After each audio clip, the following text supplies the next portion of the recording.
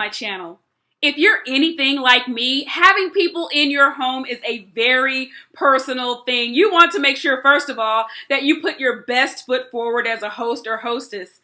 And then you want everyone to have a really good experience. Today we're going to look at two different invitations from two different women who are inviting people in for two different experiences. Let's go. Sunday, Sunday, Sunday, Sunday, Sunday.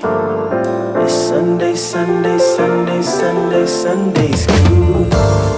It's Sunday, Sunday, Sunday, Sunday, Sunday, Sunday. It's Sunday, Sunday, Sunday, Sunday. All right, we are here to talk about our lesson titled Wisdom's Feast. This is our International Sunday School lesson for June 28th. My name is Waynell, Henson, and for 5 years you have known me as that Sunday school girl, and I love being in this space, changing the way that people see Sunday school. This is our final lesson in the book of Proverbs. We've had 3 awesome lessons, and this week, I just kind of hate that this is the last one because Proverbs is so good. It's such a rich book, and I know that I've gained a lot, and I'm sure you have too. But the good news is we still have the balance of the quarter as we are having our discussion about wisdom. But Proverbs was a great place, in fact, a very natural place for us to start to go through that conversation and to challenge our notions about what we believe wisdom to be and really find those areas that we still have room for growth. So a great lesson this week, but before I get into it, you know that I need to say hello to some very special people, and those are the folks who are new around here. If that's you, allow me to say welcome. You have just joined the largest cyber community of Sunday school students on the World Wide Web. Now more than 30,000 subscribers strong, people who are just like you. We love God, we love His Word, and we are here learning, growing, getting ready for our classes, and really just being a great community. So we're glad that you're here. Do me a favor, look down below for the word subscribe. You got to click that. That's going to get you connected to this channel. Also, make sure that you click the picture of the bell. That's the notifications button. And every time there is content uploaded on this channel or we go live, you will get a notification, and you want that. We're currently going live a couple times a week. We start on Markup Monday, where several hundred people come together just for us to do a raw reading of the Sunday school lesson. We are learning how to read God's Word and how to study. If you clicked on this video just for the answers to the test, you may get some nuggets, but we're here together to grow. So we start together. I share a free template with you that you're allowed to use to create your own personal study plan for the week. And then we come back here for the review, or maybe you join me live on Sunday morning while we've been in the shelter in place. But one of those two things. And I do a video for the kids on Friday. It's a short review of the lesson and just lots of great resources. There are training resources if you're trying to grow your Sunday school or learn how to improve as a teacher, ways that you can be more effective. You are in the right place. So make sure you're subscribed. Get over to that sundayschoolgirl.com and save me to your favorites. I want to be your new best friend in Sunday school. Okay, told you we have a great lesson. There's a lot in here. So let's go ahead and we're going to read one more thing because I am starting to get emails about it. And the answer is yes. Yes, there will still be a Sunday school conference this year, a Step Summit 2020. I am making an announcement that it is going virtual. Out of an abundance of caution, the conference is going virtual. So I've already been in contact with those of you who registered and saved your seat. And some of you are deciding that you want to be a part of the virtual experience, and others are saying, I really wanted to be there in person, but we'll work on that for 2021. The Lord delayed His coming, but I promise you, Step Summit 2020 is not going to disappoint, and you can still save your seat. There is updated information on stepsummit.com. Get over there, get registered. It's going to be off the chain. We are making the most out of where we are. We are not saying fail. We are never defeated. We are going to still connect and still get what God has for us as we learn and grow even in these spaces. God is helping us. All right, Wisdom's Feast, coming from the Bible basis, is Proverbs chapter 9, verses 1 through 6, 8 through 10, and 13 through 18. Bible truth. Lady Wisdom offers life. Lady Folly offers death. Both invite listeners to their banquets. Our memory verse is verse 6. And the lesson aim is that we will compare and contrast the call and promise of wisdom with that of folly. Choose to walk the path of wisdom and receive its benefits, and grow in the fear and knowledge of the Lord.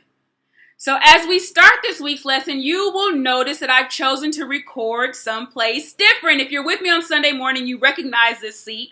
But otherwise, welcome to the table. This is actually my dining room, and I love this room. I love everything that it represents. I have some of the best memories in this space.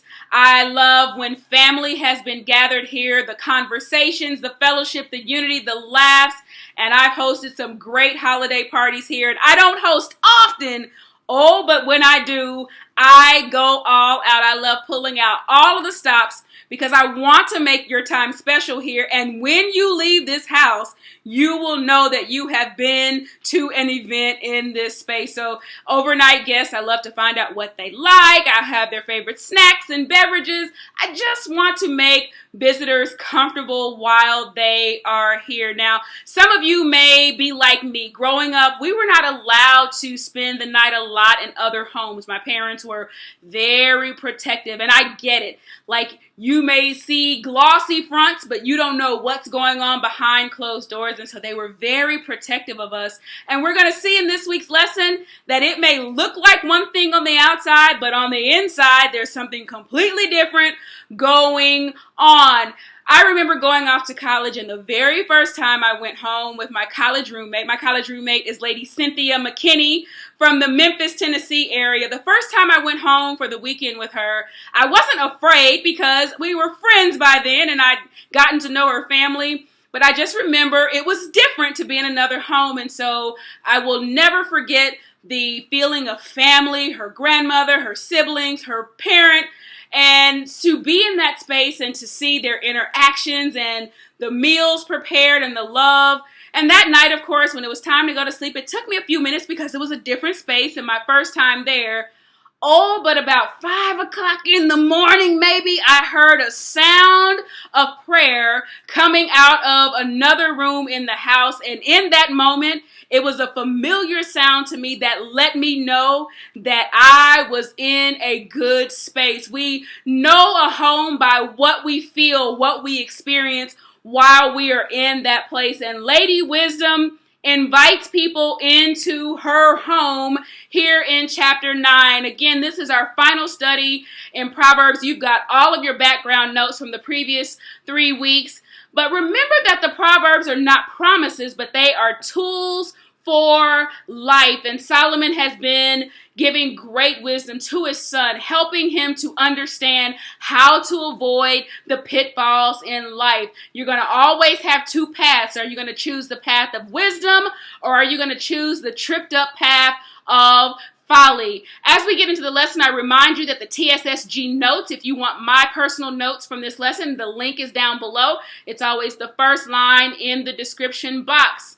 So last week we learned that wisdom has or brings gifts. There are benefits, there are blessings associated with wisdom. We also continue to see that it's not an exclusive package for an exclusive group of people. Wisdom is for everyone, and we're going to see these themes rehearsed throughout. As we study this week, we're going to see the same themes rehearsed through even this passage. Chapter 9 is a portrait of two women. We'll see one who's very generous and given to hospitality, and then we're going to meet a foolish woman as well. And as we look at chapter 9, there is comparison and contrast used to help us understand the behaviors of these women and what we can learn and gain for ourselves. As you look at the structure of chapter 9, verses 1 through 6 are about Lady Wisdom. Verses 13 through 18 are about Lady Folly. And then right in the middle is kind of what I'll call the directions or the ways that we should live. It's kind of the meat of, if it's a sandwich, there are two pieces of bread and the meat is in the middle. There is some meat here in the middle that we don't want to miss because it talks about the ways in which we are to live. In verse 1, Wisdom has built her house and she's carved in its 7 columns. She's carved its 7 columns. We have wisdom here who has been personified. We saw her personified or made a person even back in chapter 8. And she's a woman. And she's active. She's always at work. So if you look at my notes, you'll notice that I highlighted in yellow. That was for my benefit. I was just like, she's busy. She's busy. She's doing stuff. But she's not just busy being busy. That's a phrase that I use. I don't want to just be busy being busy. I want to make sure that what I'm doing has some purpose. And so she's not busy being busy, but she is intentional and she is productive. She's on a mission and she's got a purpose. And as we look at chapter 9, verse 1, first thing I see is that she seems to be kind of an independent woman here, because it says that she built her house. And we've talked about a home and what that home is and how personal it is to have a home. She is still, again, not building for herself, but you'll see that what she's building is going to be for the advancement, for the benefit of others. And she's given to hospitality. She's trying to make things nice because she has a plan for the house that she is going to build. Now, we saw in chapter 8 that she was present for the framing of the earth, or the establishment of the earth, and now here she is establishing or building her own house. And again, we know that our homes are where we eat, sleep, drink. It's our most precious space. And here she is building her own. And she builds it with 7 pillars or 7 columns, depending on your translation. I looked at this and looked at the detail and the mindfulness of her design. What are pillars for? Pillars are intended to make a structure strong, make it stand up under pressure. This structure is intended to be permanent. There's an aha. When wisdom brings us in, it's not just for an experience. She wants us to come into a place that is permanent. So there's a learning right there for us. And when you look at these pillars, there are 7 of them. And we know that 7 represents the number of completeness. Now, I know you've been reading in your commentaries, and there are lots of theologians who want to detail what these 7 pillars mean. But we don't exactly find those out here in chapter 9. And there are lots of different theories on those. And they're all really good. I saw some good things out there. But that's not anything that we directly get from this passage of scripture. But I did notice with those 7 pillars, first of all, that it's complete. That what she builds is complete. So I noticed, first of all, that wisdom makes a space for us that is permanent and a space that is complete. And then I looked at the details. She has actually carved 7 columns. She has spent time, whether that was out of wood or some other substance. She has taken the time to either chop down trees or go out and collect very large stones, and then taken the time to actually carve the intricate detail into these 7 columns. She builds perfectly and completely, was my aha there. And in verses 2 and 3, now we see that she's prepared this large banquet and the table is set. And now she's ready to extend invitations into her home. I notice here that wisdom must be a queen, because we've learned now that she builds a very spacious home. It's opulent. And also think about this with pillars. Pillars they hold up structures, but they're not walls. So typically pillars would create kind of an open hall. So a very large, think of a banquet hall. And so we see this large and opulent space. And now we know she has resources because she actually has servants. So she sends these servants out to go and extend invitations to her banquet. Let's look at the banquet. She has taken her time not only to build her home, but she has prepared an extravagant meal. There is plenty for all. This was not like small sack lunches. It says a banquet, which says to me a feast. I may have mentioned that I'm from a large family on one side. My mother's side is very large. My mother is one of 12 children. And so Thanksgiving is very important to our family. So when I get a banquet in my mind, I'm thinking like Thanksgiving with the Stewarts, because literally, I think last year, or no, the year before, was at 2018,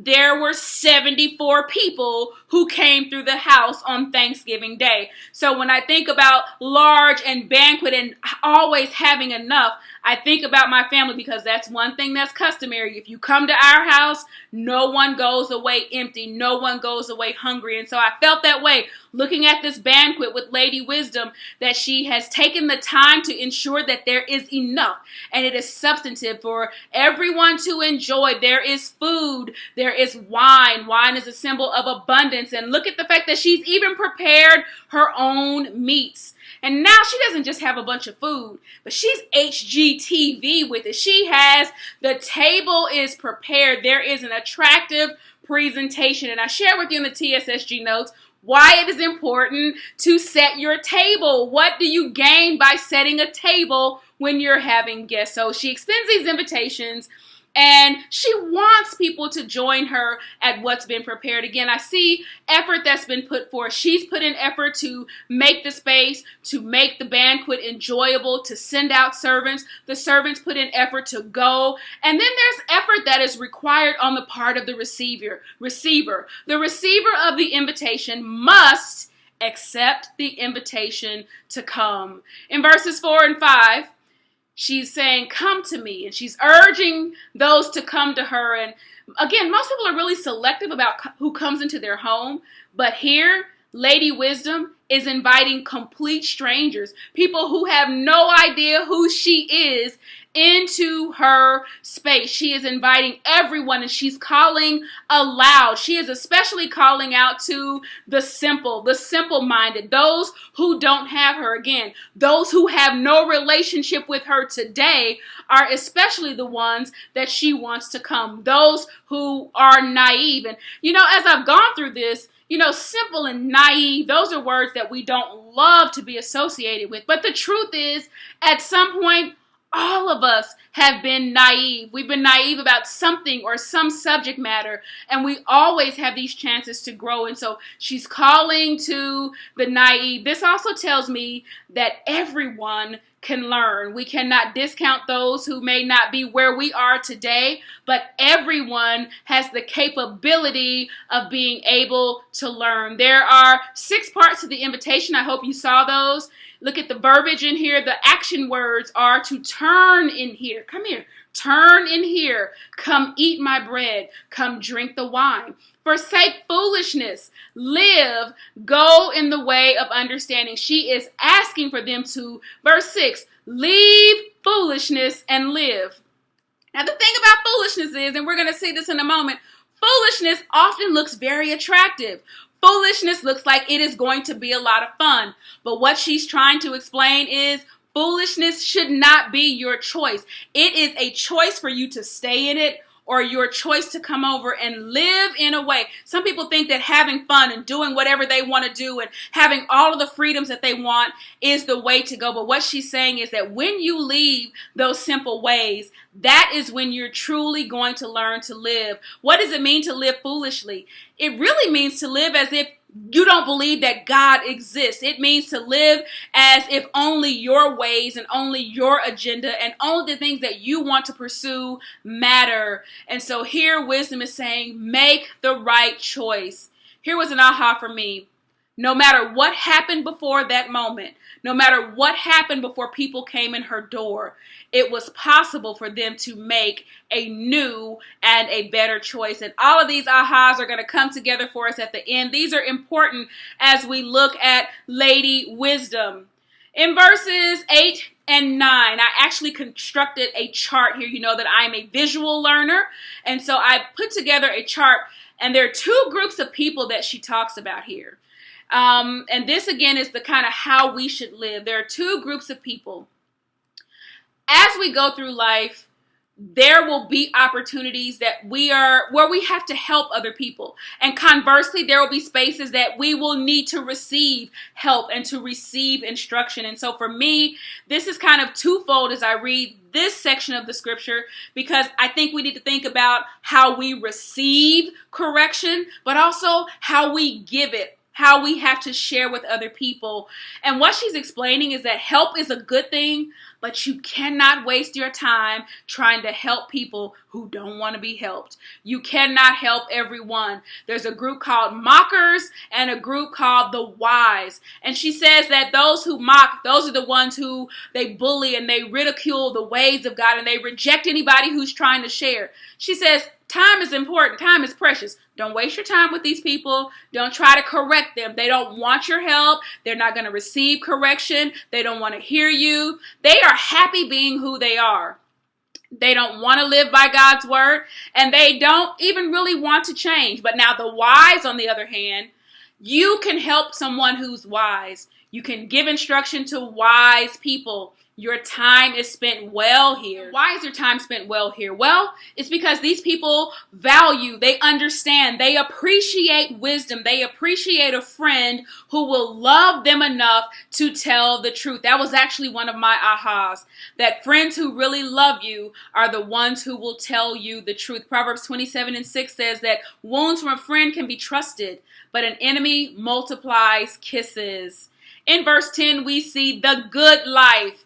And once again, the repetition of the fear of the Lord is the foundation of wisdom. We continue to see that the Lord, the fear of the Lord, not the boogeyman kind of fear, but the respect, the honor, the reverence, the submitting to God is foundational. It is our starting point. In other words, it is about making God our priority and our focus and learning to make decisions based on what God loves, loving what he loves and hating what God hates. And those who don't choose the right starting point will always end up in the wrong place. And so this again is about submitting completely to God. And there are so many people who want to pick and choose the parts that they want to accept, but we don't get to check off the box and kind of have our own way with the menu. But it is about being wholly and completely submitted to God. It is the importance of knowing and having God in our lives. In verse 13, we finally meet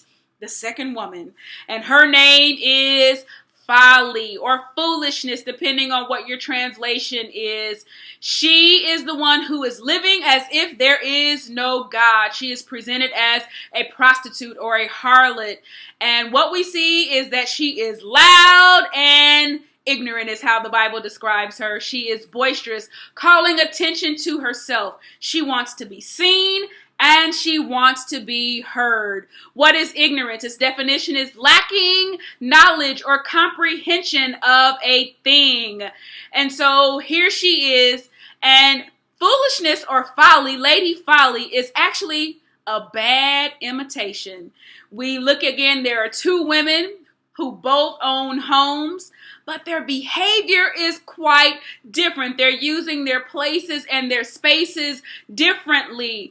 Lady Folly is attempting to imitate wisdom, and we've got to be careful. We've got to watch for things that imitate the right thing, things that look so close that maybe there's a justification of going into this space versus another. Look at what she has. She has a home, just like Lady Wisdom has a home, and she sits in her doorway, whereas Lady Wisdom has actually gone out with people and made effort.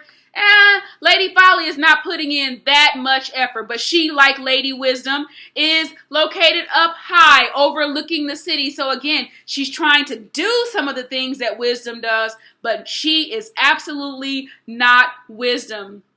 And she's trying hard to get people to engage with her. Remember, invitations are optional. You can choose to accept an invitation. And here she is, calling for men, calling for the simple. In fact, here we see, first of all, she's trying to seduce men who are passing by. She's trying to seduce them in for whatever they think is going to happen behind closed doors with her. And then she's also calling to the same group that Wisdom is calling. She wants to call in the simple as well. She wants to call in those who don't have their own thoughts as well. And she's actually trying to get their attention, the attention of those who lack good judgment. She is tempting, and she's urging them with the notion that what's bad is actually good. And here's the thing about it. She has a way of making it seem exciting. She says drinking stolen water, that's refreshing. And when we eat things that are in secret, they taste better. She's trying to encourage them to bad behavior. There is just something about when you do things kind of in secret or feeling like you got away with something that is strangely satisfying. And she is completely playing on that, to the idea that they could come inside and experience things that were supposed to be forbidden or things that did not belong to them. Here she is tempting them into those places. But verse 18, we learn here, first of all, little do they know, but dead things are in there. She's trying to get them into her home. And that's what I mentioned in the intro, that there are some places that look nice and shiny on the outside, and it may look a lot like something else that looks like a good thing. But if you don't really pay attention to the details and really discern the spirit of a thing, you'll get inside and find out that it is so much more than what you bargained for. And that is what verse 18 tells us, that little do they know that even though all those things seem tempting and it seems like it might be fun, and if I slip in this house, maybe nobody will know. I can still be home before dinner and my wife won't even know. Things that they think that they'll be able to go in for just a short while, they don't understand that people go into Folly's house and they don't come out alive. There are dead things inside of her house. This was interesting for me as well. Remember that Lady Wisdom had meats and wine and a well-prepared banquet? Look at the menu at Lady Folly's house. There is bread and water. So all around, she lacks the substance of wisdom. And not only that, but inside there is death. And so Folly is successful in seducing many people. And we know that she's been successful because she's got the dead bodies inside to prove it. The people walking by don't realize that they are not the first ones to be tempted or the first ones to be seduced by these wonderful invitations. As special as she may be attempting to make you feel, you're not the first person that she's given this invitation to. And she's pulling them into an end that is not good. And as we look at what does that mean, it means the same thing about our choices in life, that there will always be these choices that may seem like, if I do just this one thing or do it this one time, or if I don't stay there for too long, if I just put my toe in the water, maybe it won't be so bad. That is what folly does in our lives. And this entire lesson comes to let us know that we've got to pay attention to our decisions and be mindful when we make choices, not being given to the one that may look like it's more fun, but going with the one where we will ultimately make the best choice, where there is safety, where there is security, where there is a plan for us, where there is a desire for us to be better. And most of all, what we're trying to avoid is ultimately the seduction that leads to death. I told you that I found this interesting. Even in last week, we talked about how if you substituted the word Christ in chapter 8, you really kind of get the picture of the heart of Christ. And even as I looked at the invitation and the way Lady Wisdom goes to reaching her audience, look at what she does compared to the work of Christ. She prepares for her guests. And Christ has done that for us. In fact, he says, I've gone to prepare a place for you. She extends an invitation to all, and Jesus is consistently extending invitations to us. She sends out servants, and there are men and women of God who have been sent into the highways and hedges with a message from the host that says, come to the banquet. The invitation is given to all. Jesus extends his invitation to everyone, but just like with wisdom, it has to be received.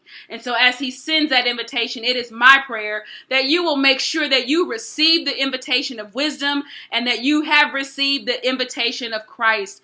And then even go on to look at what wisdom offered at her table. The meat that was slaughtered even for the banquet should remind you of the sacrifice of Christ on the cross. The wine that was offered should make you put you in remembrance of the wine that is used in the Passover as the blood of the new covenant. And then the invitation of wisdom to eat and to drink my wine. Eat what I prepared and drink my wine. Eat and drink. Look at John chapter 6, verses 52 through 56. And whoever eats my flesh and drinks of my blood remains in me and I in them. Those are the words of Jesus. So the invitation to eat and to drink, invitations that are extended to us by both wisdom and by Christ himself. Wisdom gives us the invitation into her house, and God invites us into his house. So again, 2 women, 2 very different homes, 2 very different invitations. The difference is the ability to discern wisdom from foolishness. And here's what we've got to know. Everybody is going to accept at least one invitation. I am accepting one. You will accept one. And it's up to us to decide which invitation we will accept. Here are my key learnings. There are a ton of them, and you will get them in the TSSG notes. The first is that the table is spread and there is a feast going on. So pull up a chair, and I hope that you will choose the invitation of wisdom, because the outcome of our lives, those outcomes are a result of the path that we choose, and we have a choice of wisdom versus foolishness. And culture, our society tells us that it's better to be free and to do what we want to do, but wisdom tells us that the fear of the Lord is where it all begins, and it tells us that we have to keep God first in all that we do, that godly wisdom is foundational, and that when we have godly wisdom, it is strong and it is complete, and in it we can feel safe and we can feel secure. Think about the strength of the house that wisdom built. We can feel safe and we can feel secure, and we can ask for wisdom. If we choose wisdom and we know we don't have all that we need, we have this ability. Don't forget that. And we're going to talk about that and again. Ask for wisdom if you need it. You can only get wisdom from God and no one else. You cannot get godly wisdom from any other source. As we grow, we will need correction, and we cannot hate being corrected. We're not going to always get things right. So you need to make sure that you have people in your space that you respect enough and love enough to know that if something is not quite right, that they should be able to mention that to you in love. And even if it means sitting in a space with it when it's really difficult, sit with that thing and be able to be big enough and say, I needed that and thank you so much.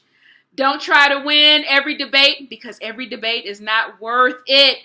Do not engage with mockers. Don't engage with a fool. It takes 2 fools to argue. So be careful about engaging in debates. Fish where the fish are. So determine where it's important to spend your time. The people who will value what you have to say, and those who are wasting your time or who are not benefiting in any way. Those who don't want to be different and don't want to be better, don't waste your time there. Remember that foolishness attempts to imitate wisdom. So ask God to make you discerning in your choices. Be careful about justifying behaviors just because you want to do something. Absolutely not. Make sure that you are staying in the way of Christ, doing what he wants us to do. And we know his ways when we spend time in his word, we spend time in prayer, and we develop our relationship with him. This is Wisdom's Feast. Remember, if there's anything in your notes that you want me to add to my notes, leave them down below and I will add them. Don't forget that on Sunday morning, I will go live at 10 a.m. If you don't have a Sunday school class, you're welcome to join me. Please, if this video was helpful, please give it the thumbs up like. I would so appreciate the like on this video. And I think that's it. Kids video tomorrow. Love you all so much. And I'll see you in Sunday school. Bye, everybody.